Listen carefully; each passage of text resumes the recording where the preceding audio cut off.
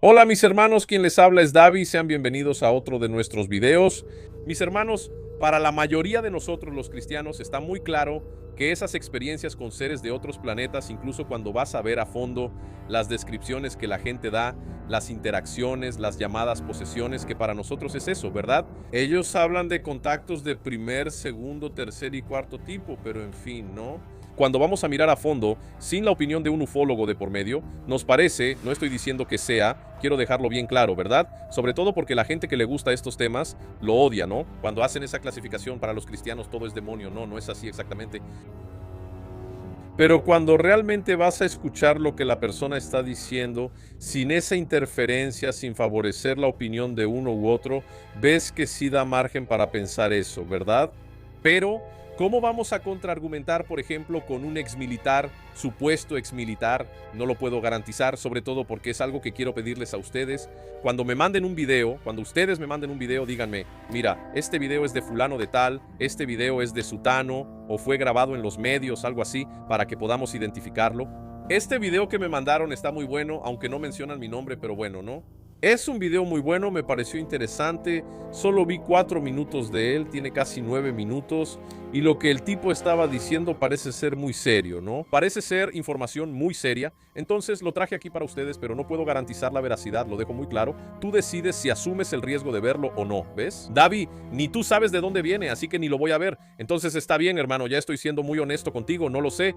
Ahora, para mí, si me preguntas mi opinión, me parece serio, ¿de acuerdo? Ahora, no sé, las personas que grabaron también, David, ese tipo es bueno, ese tipo no lo es, yo no lo conozco, es la primera vez que tengo acceso y me mandaron así el video, ¿de acuerdo? Otra cosa, familia, lo que quería pedirles aquí es que la esposa de Humberto Volto, el recordado Humberto Volto, ella está haciendo una renovación, ¿no? Una reestructuración del canal. Ustedes saben, ¿no? Que Humberto nos dejó y también dejó una familia y necesita de nuestro apoyo, ¿verdad, hermanos? Entonces, sí, vayan allá, revisen algunos videos. Ella va, sí, incluso ella va a intentar renovar más. Sí, creo que ella necesita mucho recibir sugerencias de los propios suscriptores, especialmente tú que te gustaba el trabajo de Humberto. Es interesante que vayas allá ahora y le digas, mira, hazlo así, hazlo de esta manera, habla de esto. Ella es una persona inteligente, va a poder traer buena información para ustedes, estoy seguro. Voy a dejar el enlace ahí del canal de Humberto Volto, ¿de acuerdo? Voy a dejar ese video donde ella habla, ella incluso es deficiente visual. Entonces, hermanos, demostramos que queremos a una persona cuando la cuidamos, y en este caso cuidamos de los nuestros, ¿verdad? Y creo que si de verdad somos una familia, tenemos que actuar así, ¿de acuerdo, hermanos? David, pero ya vi los videos, ya los vi todos, vuelve a verlos, porque muchas cosas que Humberto reveló son similares a lo que hizo el doctor Eneas, ¿verdad? En la época en que fueron lanzados, a veces las personas que les gustaban los veían, pero decían, caray, ¿será que es eso de verdad? Hoy, cuando vemos los videos del Dr. Eneas, están mucho más vigentes que en la época en que fueron lanzados. Entonces, muchas cosas que Humberto también dijo en esa época decían, oye, este tipo está haciendo videos para ganar vistas, pero no, hermano, él estaba hablando de verdades, y ahora estamos viendo esas verdades, ¿verdad? Sí, el trabajo que hizo Humberto sobre la inversión de los polos magnéticos y todo eso. Hermano, no hubo nadie que hiciera un video igual. Entonces ahí está, ¿no? Ahora es cuando estás viendo los efectos de eso, ¿verdad? Incendios ocurriendo de la nada, viendo los vendavales de lo que pasó, luego ves los videos y dices, caray, viejo, de lo que estaba hablando el tipo, así que ve allá, ¿de acuerdo? Dile a su esposa qué es lo que quieres ver, cómo puede ella manejar el canal, porque vale la pena, ¿verdad? Sí, es una familia muy buena, ella es una persona inteligente y se quedó con los hijos para criarlos, ¿de acuerdo, familia? Entonces, el enlace está en la descripción. Ahora sí, vamos a continuar aquí. Por cierto, vamos a empezar con nuestro video, voy a ponerlo aquí, familia, no sé quiénes son las personas, así que lo voy a poner en la pantalla. Y escucha bien, ¿sí? Y dime, ¿esto tiene sentido para ti? Para mí sí, ¿no? Y lo que iba diciendo al principio hasta se me olvidó. Nosotros que consideramos que los alienígenas tienen más que ver con la espiritualidad, ¿cómo interpretas esto cuando tienes a un exsoldado diciendo que tuvo experiencia con al menos 9 razas de alienígenas? Se enfrentó a ellos físicamente y que, familia, por eso es bueno que escuchemos a todos, ¿no? Yo nunca cierro el tema, hasta doy mi opinión. A algunos les gusta, a otros no. Pero no me gusta decir es así y punto. No, no me gusta. Hay muchos maestros aquí que hacen eso, pero yo no soy maestro, solo soy otro curioso, como todos. Vamos allá. Para resumir entonces, Ted, cuando saliste, serviste en el ejército brasileño por un año, ¿verdad? Saliste del ejército, fuiste reclutado por una fuerza, digamos, una tropa de élite global, ¿verdad? Entonces, para servir en el ejército de la tierra, ¿no? No está ligada a ningún país. Y ahí viene la historia de que viajaste por el mundo en varias expediciones. Y dentro de esas expediciones, también en los años 90, interviniendo en algunas guerras de la época, como la guerra de Irak, la guerra de Bosnia, ¿verdad? Son famosas. Están en los medios, fueron noticia, la gente que estudia un poco la historia reciente, ¿sabes? Pero hubo algunos encuentros, digamos, usando tu lenguaje, con entidades no humanas, ¿verdad? Sí. En total, durante mi turno, que fue de 1990 a 2002, particularmente tuve encuentro con aproximadamente nueve razas diferentes. 9, está interesante, sí. De las 9, 5 no son totalmente hostiles a los humanos y 4 son hostiles. Ahí están, familia, 9 razas, ¿verdad? Una parte de ellas es agresiva, o sea, atacan a los humanos y otras no tanto, no tanto. Amigo, es extraño, ¿verdad? Porque por lo que escuchamos de los ufólogos, serían seres que ya están aquí, súper evolucionados, incluso cuando vemos, ¿no? Su comportamiento no concuerda mucho con eso, ¿verdad? Porque si fueran seres evolucionados, ¿por qué tendrían métodos tan brutales y muchas veces aterrorizando, ¿verdad? ¿Verdad? A las personas para recoger alguna muestra. No tiene mucho sentido. Pero, en fin. ¿Verdad? Sin embargo, todas dentro de un sistema diplomático de convivencia que no era raro que hubiera enfrentamientos. Estoy hablando aquí en este caso de los reptilianos, draconianos y algunas otras entidades. Eso es lo que viste, con lo que tuviste contacto, ¿cierto? Eso. Cuando hablo de error, estoy hablando en términos de grupo, ¿verdad? Está el grupo... La tropa. Alguien aquí ya había preguntado si todas son hostiles, tú ya respondiste. Entonces no todas son hostiles, digamos que es mitad y mitad. Va 5-4, es mitad y mitad, ¿no? Sí, voy a dejar algo muy claro. Cuando digo hostiles, es hostiles al 100%. En realidad es así, todas son hostiles, unas más, otras menos. Cuando yo clasifico 4 es porque son 100% hostiles. Está bien, y muy racionales. No, son muy racionales. Es sí, sí, no, no. No es que eso no sea una regla entre nosotros también, y debemos actuar de esa manera. Es muy beneficioso. Las otras razas, ellas oscilaban. Yo oscilo, creo que hasta hoy, entre la benevolencia y el racionalismo en las operaciones. En la convivencia, ¿verdad? Con el tiempo entendemos que eso es incluso una virtud debido a nuestra capacidad de modificarnos constantemente para bien o para mal. Entonces operamos con nosotros mismos de acuerdo a nuestro estado de ánimo, en un sentido global, no personal. ¿Actualmente tienes contacto con extraterrestres? No. No. ¿Fue solo en esa época mientras servías? Exacto. Está bien, pero cuando te llamaron entonces para unirte a ese comando mundial, ¿ya sabías lo que ibas a hacer o no sabías? No sabías. No. No tenía idea, ¿verdad? No tenía. Ninguna. Era el de su misión. De hecho, ¿cuáles eran los objetivos en las diferentes misiones, verdad, Ted? Hay varios objetivos para varias misiones, pero puedes hablar un poco de lo que era lo básico, ¿no? El día a día, ¿sí? Entonces, lo básico era lo siguiente. Primero, no era mi objetivo. Era el objetivo del sistema. El objetivo del sistema, hasta donde pude comprender con el paso del tiempo, era el control de las actividades ovnis en el planeta. Ese control se daba a través de un monitoreo constante por satélites estacionarios y por nosotros, que estábamos implantados con chips y constantemente teníamos un aparato conectado a ese satélite, ¿verdad? Era una pulsera OLED. Yo la llevaba en la muñeca y Milán, ¿tú no la usabas así? Lo que en realidad el celular de hoy que ustedes usan, nosotros ya lo usábamos en esa década de los 90. Con pantalla táctil y todo eso, pantalla flexible, no se rompía. Ya lo mencioné una vez aquí y algunos suscriptores intentaron corregirme, ¿verdad? Aquellos que no están completamente despiertos, en serio. No, David, ya no es así, ya no. Antes sí era así, allá por los años 70, 50, cuando había una tecnología y tardaba mucho en llegar a la gente. Ahora ya no. Básicamente ellos están 2 o 3 años como máximo delante de nosotros. Eso es puro cuento. Los principales inventos que tenemos en nuestras manos fueron creados a partir del momento en que hubo conflictos. El mismo bocho. ¿A poco no has escuchado que el bocho es resistente, que el bocho aguanta golpes, verdad?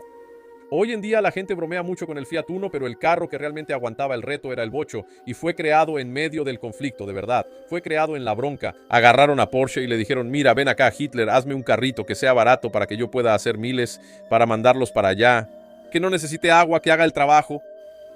Y los tipos lo hicieron, ¿no?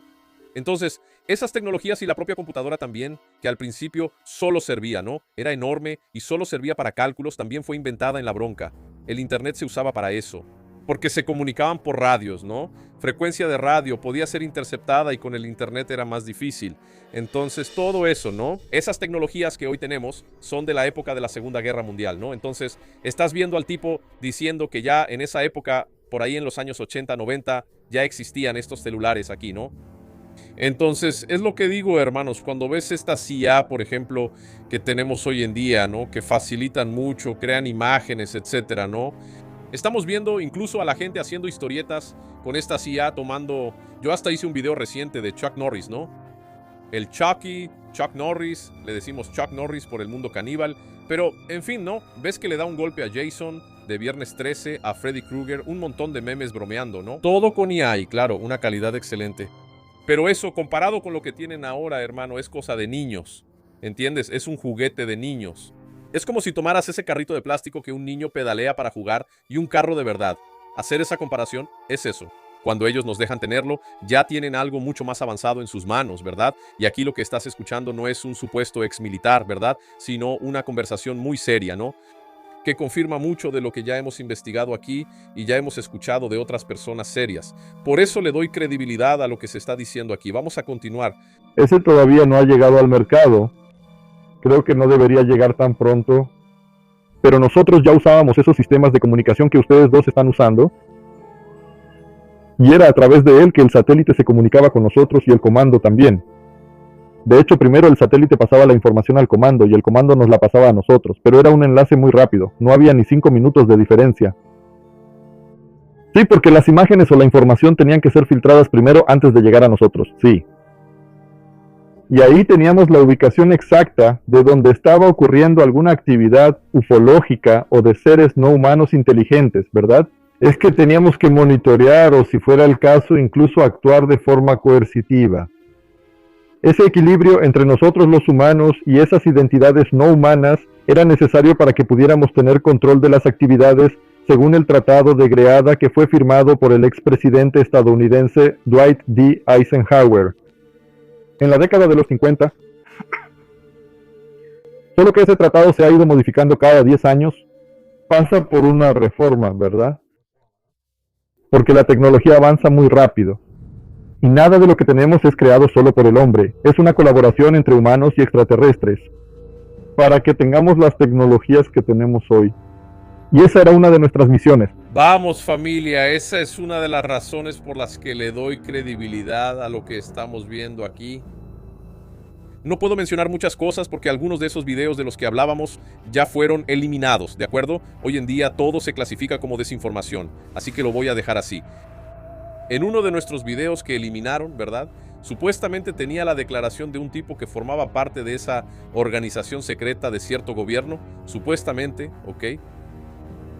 Y ese tipo dijo que la mayor parte de nuestra tecnología, incluso desde la época de Hitler, era ingeniería inversa. Y luego él menciona, ¿no? Incluso ciertos momentos donde hubo saltos, ¿verdad? Porque mira, la ciencia es así, va subiendo como si fuera una escalerita, pero de repente damos un salto. Y luego él habla de aviones supersónicos y etcétera, etcétera. Y luego, y sucesos extraños de supuestas naves, ¿no? Tecnologías atribuidas a seres de otros planetas que supuestamente se accidentaron aquí o de alguna manera terminaron en manos de esas autoridades. Y ellos habrían hecho ese proceso de ingeniería inversa. Dicen incluso que en esa área con el nombre de Cachaza, ¿no? Supuestamente también, ¿verdad? Él decía que esos seres hicieron un acuerdo. Mira, ayúdame, ¿sí? Y yo te ayudo, ¿no? Para que ustedes reconstruyan con lo que tienen aquí en su planeta esas tecnologías. Y sería así como podríamos dar de repente esos saltos, ¿no? Fulano es un genio, Elon Musk es un genio, Bill Gates es un genio. Pero en realidad ellos tendrían acceso